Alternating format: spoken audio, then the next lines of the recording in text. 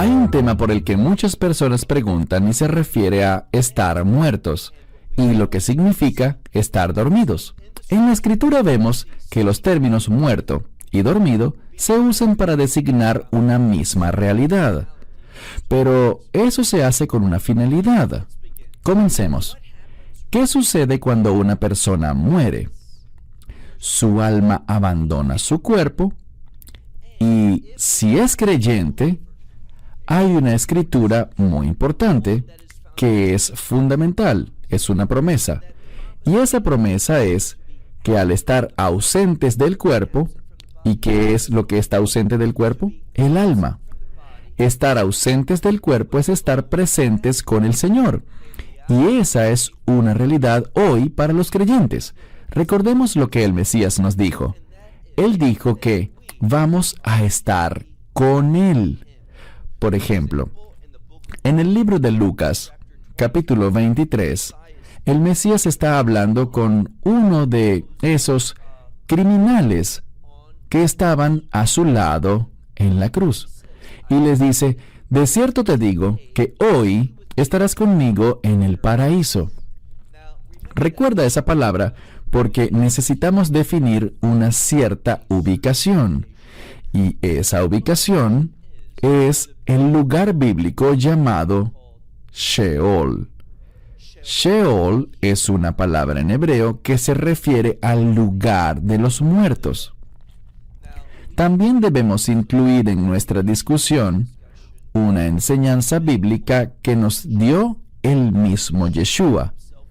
Me refiero a lo que él dijo en Lucas, capítulo 16, versículos 19 al 31. Aquí hay algo que debemos saber, y es que muchas personas consideran que eso es una parábola, pero la Escritura no la denomina como tal, y normalmente, cuando el Mesías hablaba en parábolas, él le decía a la gente que eran parábolas. Estoy hablando de algo que ha sido escrito bíblicamente en forma de narrativa. Una narrativa es, por lo general, un texto, una forma textual para hablar de la historia, para hablar de un evento literal, no de algo que es alegórico, no de algo que debemos espiritualizar. Y este relato de Lázaro y el hombre rico se enlazará con el otro Lázaro en Juan, capítulo 11, un poco más adelante. Pero en este relato de Lázaro y el hombre rico, Yeshua nos cuenta como una narrativa, es decir, como un evento histórico o literal, lo que sucedió. No debe convertirse en una alegoría, no debe espiritualizarse. Y en segundo lugar, esto es importante, aun si fuese una parábola, asumamos por un instante que lo es. Cuando el Mesías hablaba en parábolas, él usaba situaciones reales, es decir, que no hablaba de algo que fuese inventado, algo fantasioso, algo que no se basara en hechos reales.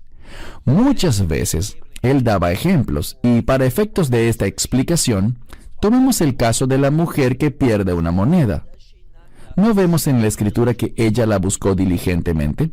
Él no está hablando necesariamente de algo histórico. Él está usando el relato para dar un ejemplo, pero ese ejemplo se basa en algo verídico. Por eso, no tiene sentido alguno. En ningún lugar de la Escritura vemos a Yeshua relatando algo, diciendo una parábola, dando una enseñanza que no estuviera basada en hechos verídicos, en hechos reales. Nunca dijo algo que no valiera la pena creer. Siempre fue algo que valía la pena creer.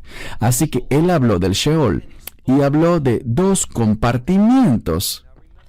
Recuerden, el Sheol es un lugar para los muertos. Y hablo de quienes murieron antes de la resurrección del Mesías. Les diré el porqué cuando lleguemos allí. Pero por ahora, en tanto avanzamos en nuestra comprensión, debemos entender algo, y eso influye en cómo vemos las Escrituras, sobre todo las del Antiguo Testamento, que tratan sobre la muerte y lo que la gente decía y afirmaba sobre la muerte. Sheol es una palabra en hebreo que designa el lugar de los muertos. el lugar al que iban los muertos antes de la resurrección del Mesías. Y tenía dos compartimientos. Uno, lo vemos en Lucas capítulo 16, uno se llama Hades. En hebreo, Gehinón. ¿Qué es eso? El infierno, un lugar de tormento. Por cierto, aquel hombre rico fue a ese lugar del Hades. Estaba despierto, estaba consciente, podía hablar, podía ver, tenía experiencias. ¿Quién las tenía? Su alma. Así que nunca crean que un alma está simplemente muerta o dormida. No hay evidencia bíblica de eso. El Mesías nos enseñó, por ejemplo, en Marcos capítulo 12, verso 27, donde dice que nuestro Dios no es un Dios de muertos, sino de vivos. Y habló de Abraham, Isaac y Jacob. Cuando se trata de personas de fe, esas personas están vivas. ¿Y dónde están vivas? Bueno, están vivas en lo que se llama Hek Abraham, en hebreo, un término que quiere decir paraíso. Es a lo que se refería el Mesías cuando le dijo a ese criminal que estaba crucificado en la cruz a su lado: hoy estarás conmigo en el paraíso, en hebreo, Hek Abraham, o el seno de Abraham. Y en estos lugares hay reconocimiento, hay conciencia. En ninguna parte de la Biblia vemos que un alma esté dormida. Más adelante hablaremos de ese término que aplica a quienes se durmieron, pero volvamos al Sheol, el lugar de los muertos antes de la resurrección del Mesías.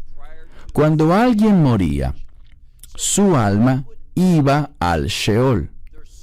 Pero, ¿a cuál de los dos compartimientos? ¿Al Hades, Gehinnom o infierno, lugar de tormento, o al paraíso?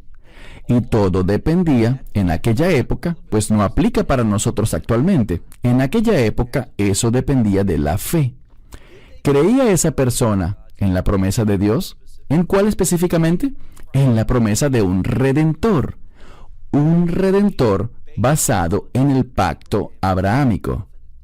Aquellos que creyeron, que entraron por fe en el pacto abrahámico, iban al seno de Abraham, al paraíso.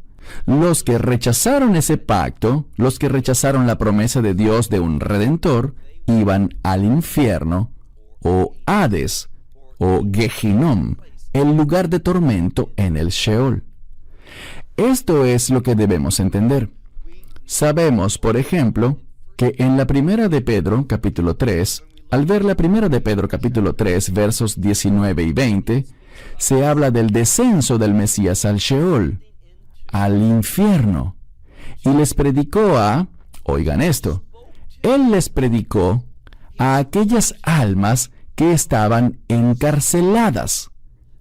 ¿Dónde? En el Hades. Él no las despertó. ¿Por qué? Ellas no podían dormir, estaban siendo atormentadas. Y les predicó a esos individuos desobedientes que habían rechazado la promesa de redención de Dios. Él les habló a ellos, ellos estaban despiertos. ¿Y qué más dice la Escritura? Bueno, por ejemplo, si buscan alguna vez Efesios, en el capítulo 4, comenzando por el verso 7, dice que el Mesías no solo descendió al infierno para predicar, condenar y revelar por qué sufrían esos tormentos, sino que también dice que Él fue a predicarles a los que estaban en el seno de Abraham. ¿Y qué dice la Escritura? En Efesios capítulo 4 dice que Él llevó cautiva la cautividad.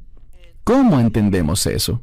Bien, de nuevo, cada cosa tiene una respuesta en la Escritura.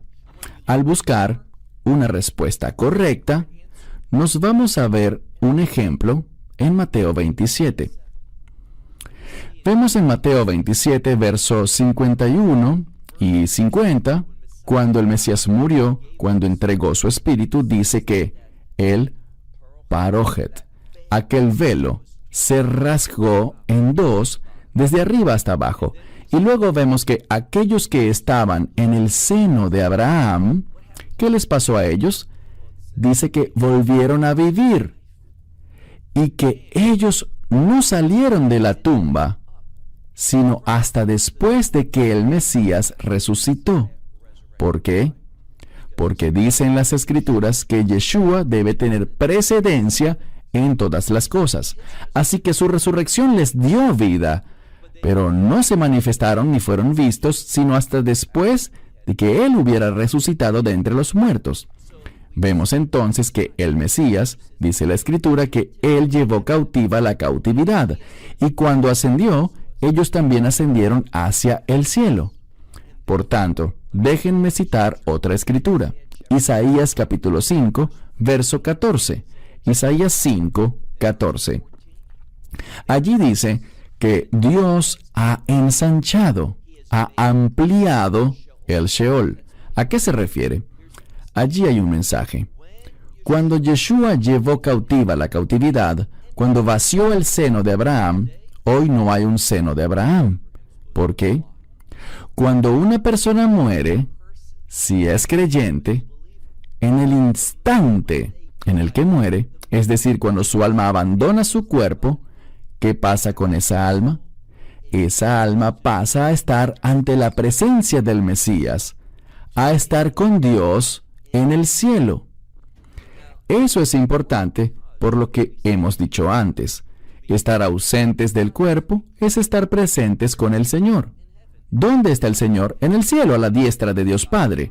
Así que puedes estar seguro de que cuando mueras, si eres creyente, ¿qué pasará contigo ahora? Verás, antes del ministerio del Mesías, si tenías fe en que Dios era un Dios redentor, ibas al paraíso, ibas al seno de Abraham, que se situaba en el Sheol. Pero actualmente, ese lugar está vacío. No es relevante para nosotros. Si eres creyente, si aceptaste el Evangelio, cuando mueras, en ese mismo instante, tu alma irá a la presencia del Mesías, de Jesucristo, allá en el cielo. Y nosotros tenemos eso asegurado. De manera que los que somos creyentes vamos al cielo, es decir, nuestras almas. Y los que no son creyentes van al Sheol, al Hades, que ahora ocupa todo el Sheol, es decir, que ellos descienden al infierno. Y esos individuos estarán allí para toda la eternidad. Pero dense cuenta de algo, hay un cambio. Vemos algo que está en el libro de Apocalipsis, y no quisiera adelantarme mucho, pero hagamos una pausa por un momento y respondamos otra pregunta. Y es una muy buena pregunta. Alguien me envió una pregunta sobre Lázaro. No del Lázaro de Lucas 16, sino del Lázaro de Juan, capítulo 11. ¿Recuerdan a Lázaro, el hermano de María y de Marta de Betania, de la comunidad situada en el Monte de los Olivos, quien era amigo íntimo de Yeshua? Recuerden que una de sus hermanas le envió un mensaje a Yeshua, pues Lázaro estaba gravemente enfermo, y que el Mesías, eventualmente, cuando él llegó a aquella aldea, a ese lugar donde Lázaro se encontraba, él estaba sepultado. Llevaba 4 días en el sepulcro. Ahora bien, esto es lo que debemos entender. Alguien dijo, ¿eso quiere decir que Lázaro estuvo en el cielo 4 días? No. Recuerden que eso fue antes del ministerio de Yeshua, antes de su muerte, entierro y resurrección. ¿Dónde estuvo él? Esto es lo que podemos decir. Normalmente, cuando alguien como Lázaro moría, alguien que tenía fe, cuando moría, su alma iba al seno de Abraham. Pero noten algo. Yeshua, bien sea que el alma de Lázaro estuviera allí y volvió a su cuerpo, o si esta era una situación única, hay algo que sabemos. Por 4 días, durante 4 días él estuvo literalmente muerto. ¿Y qué pasó? El Mesías lo resucitó de entre los muertos. Él restauró esa alma, que en mi opinión estaba en el seno de Abraham, de vuelta a ese lugar, de manera que Lázaro, y todos conocemos este versículo, Lázaro salió de aquel sepulcro, lo que significa que a través del Mesías tenemos la resurrección y la vida de la que hablamos es la vida del reino, la vida eterna. Esa es nuestra esperanza. Antes de que pasemos al libro de Apocalipsis, quiero abordar este otro asunto que es muy confuso. Es confuso porque a veces no sabemos cómo entender las palabras en la Biblia en el marco de la cultura judía. Y esa es la palabra dormido.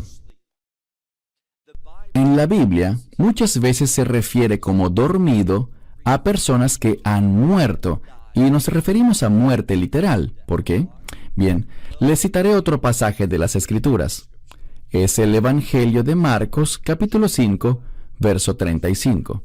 Ahora bien, en esta sección se habla de un líder de una sinagoga llamado Jair, que en español suele pronunciarse Jairo, pero en hebreo es Jair.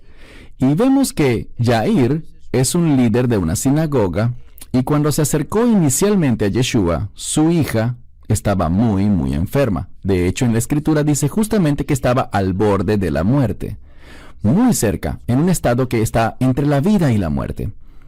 Pero al leer Marcos 5:35, encontramos algo. Encontramos que la gente de la comunidad fue y le dijo a Jair: ya no molestes al maestro, al rabí, a Cristo, porque tu hija ha muerto. Fíjense en algo, no hay duda de eso. Al igual que se sabía que Lázaro había muerto, esta joven, que tenía 12 años de edad, había muerto. Estaba literalmente muerta. ¿Pero qué pasó? El Mesías luego dice: ella no está muerta, solo está dormida. Ellos se rieron de él. ¿Por qué? Porque todos sabían que ella estaba definitivamente muerta, pero el Mesías les estaba recordando algo a esas personas: la fe. Verán, la gente de fe no habla de la muerte como un estado definitivo, absoluto, sino que hablamos de ella como estar dormido. Igual hablamos de una persona muerta, pero ¿por qué decimos que la persona está dormida? Bien, hay algo que sabemos. Cuando alguien se va a dormir, ellos esperan levantarse después. La gente se va a la cama de noche, ponen una alarma o le piden a alguien que los despierte, porque se tiene la expectativa de levantarse, despertarse. En el judaísmo, al ver esto en la Biblia, sobre todo en el Nuevo Testamento, y por cierto, si eres de origen judío y conoces la oración llamada Amidá, también conocida como Shemoneh Esrei, hablamos de que Dios es fiel con los que duermen en el polvo.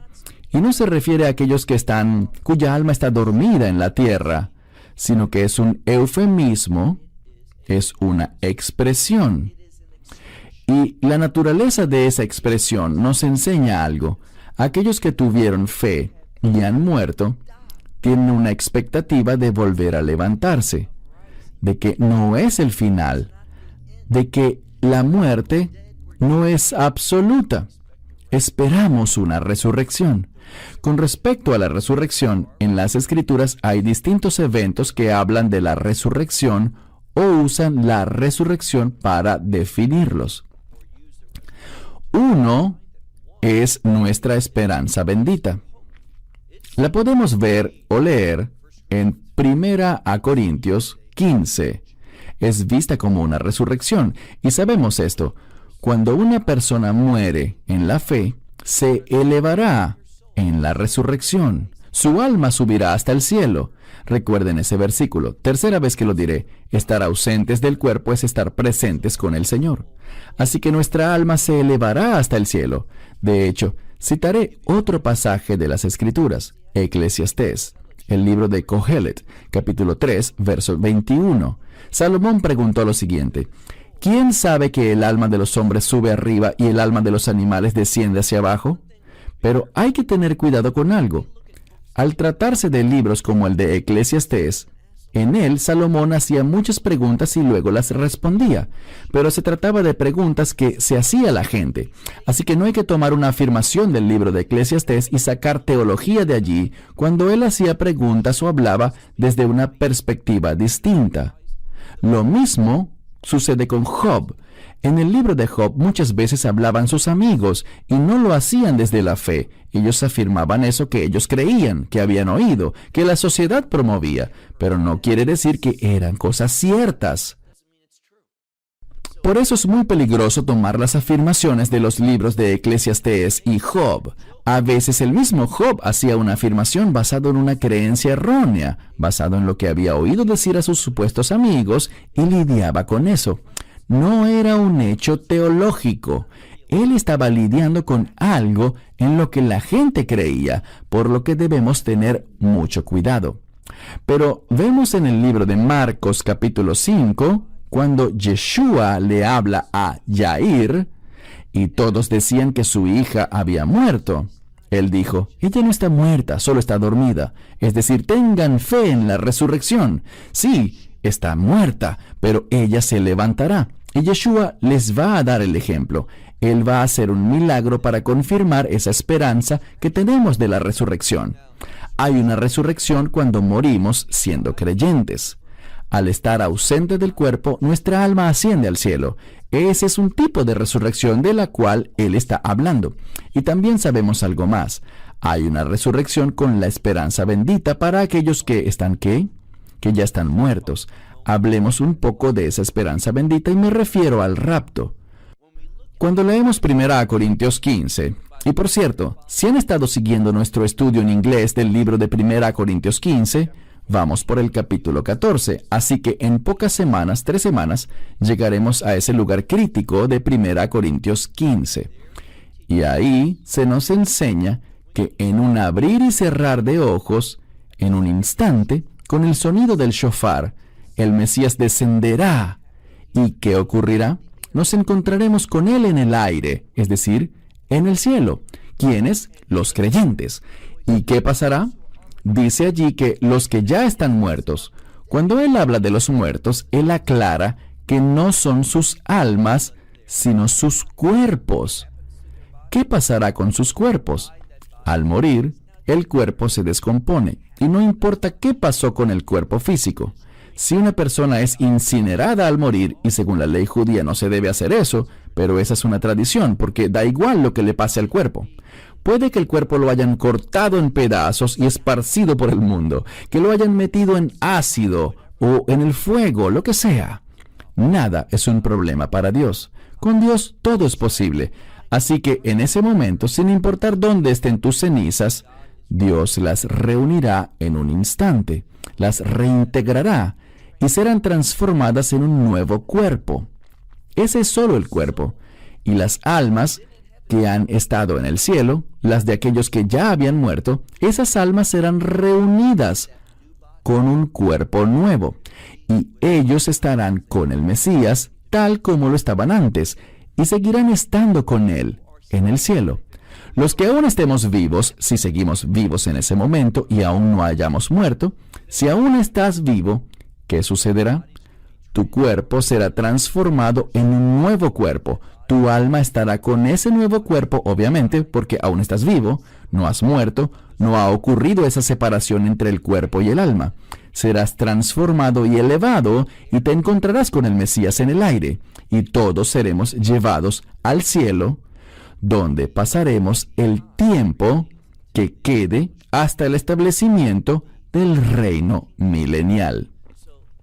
Esto es lo que sabemos acerca de las distintas resurrecciones, pero quería enfocar nuestra atención a Apocalipsis capítulo 20, porque al final del reino milenial hay una resurrección, y esa es una resurrección que es muy similar a lo que leemos en el libro de Daniel, capítulo 12, versículos 1 y 2, donde dice que habrán muchos que despertarán, algunos para la vida eterna y otros para la muerte eterna. Bueno, ese es un hecho. Y los que irán hacia la muerte eterna, sus almas estarán en el Hades, en el infierno. Pero al final de ese reino de 1000 años, serán resucitados para el juicio ante el gran trono blanco. Sus cuerpos no, solo sus almas. Y estarán allí y serán condenados porque todos, sin excepción, los que van al juicio del trono blanco serán condenados. ¿Por qué? Por una razón principal, porque sus nombres no están inscritos en el libro de la vida del Cordero. ¿Cómo haces para que se inscriba tu nombre en el libro de la vida del Cordero? Lo haces al aceptar el Evangelio, al decir sí, soy un pecador, y sí, confío en lo que el Mesías hizo en mi nombre cuando murió en la cruz, y mis pecados fueron transferidos a Él, y por eso Él murió en la cruz, y su justicia fue transferida, imputada a mí.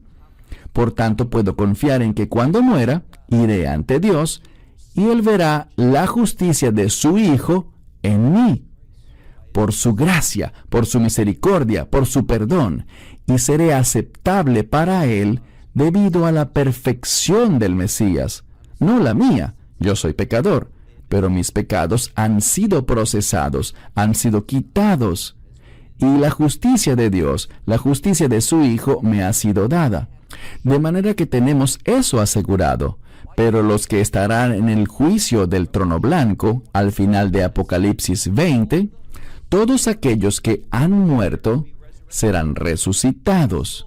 Ahora bien, sus almas han sido atormentadas en el infierno durante todo el tiempo que llevan muertos, y van a ser resucitados. Todos van a dar sus muertos. Algunos dirán eso porque dice que el mar, la tierra y todo, tal vez tiene que ver con sus cuerpos, algún tipo de reunificación, pero eso es irrelevante. Sus almas son la esencia. Así que dice que no importa cómo haya muerto alguien o dónde estén muertos, serán traídos todos ante ese juicio del gran trono blanco. Serán condenados y todas esas almas irán al infierno para su último lugar de destino, que es ese lago que arde con fuego y azufre para toda la eternidad. Así que ustedes deciden, pueden rechazar el Evangelio o pueden aceptarlo.